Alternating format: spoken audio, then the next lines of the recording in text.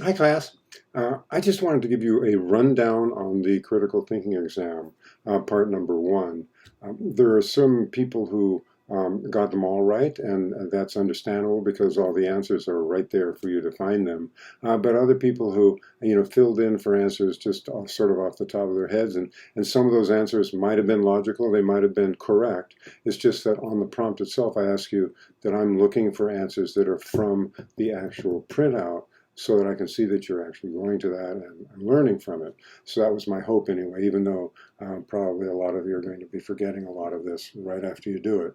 And that would be the case even if you memorized all of these things. So I'm going to go through some of the more complicated ones, or the ones that more people missed, and make sure that you're aware of what you could have done to get them right. Okay, now number one, how do you assess a writer's credibility? Basically, I was looking for knowledge or knowledgeable on that one. If you put in that word, I gave you credit for it, and that means that you went to the text or the handout and you got the answer from there. And most people put in the other parts of it too, and that was great if you did.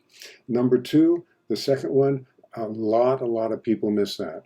And that's because you figured out, well, this is pretty simple. I can just answer this. It's pretty clear why his credibility would be suspect, his or her credibility. But there's specific things that they say, and they have three different simple things. They say disinterest, anger, or tone that does the opposite of above. So I'm looking for those three answers. If you put in one of them, I would have given you credit for that one. Two ways of acquiring credibility. Almost everybody got that right. Evidence of careful research. And then the difference between fact and inference. Most people got that. Claim of fact. On these theses that I needed you to do with these different claims, some people put in stuff that was not a claim. Now, a claim is an argument, and we've been working on what an argument is. And you can't just say, guns, or you can't just say,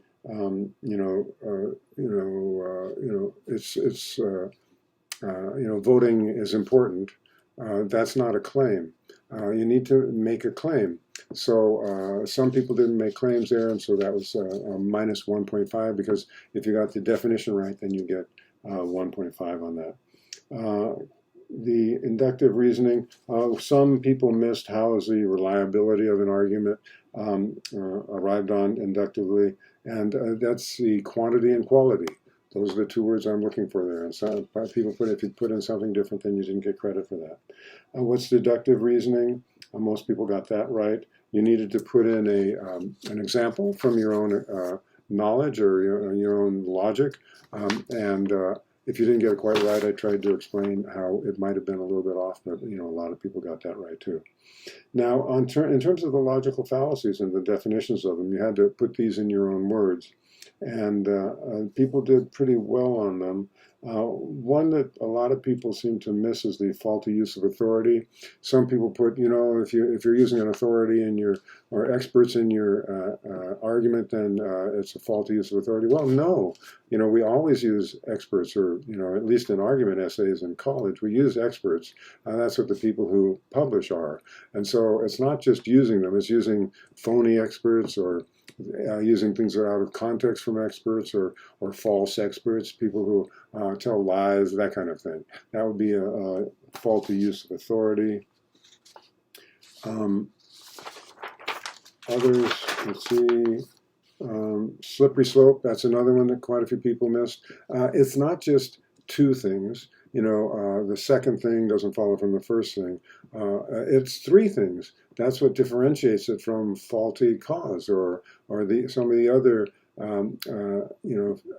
fallacies that have just two things. Or a lot of them just have two things. A slippery slope involves a series of events, three things in a row. A lot of people got begging the question. I thought that was a difficult one, and people got it. And the rest seems to be okay. So that's a rundown. If you have any questions, make sure you get in touch with me. I can clear it up for you if you think you got one right that was marked incorrectly. Let me know. Be specific in your email to me, and then I can let you know why it was marked wrong. Okay, thanks for listening. Bye.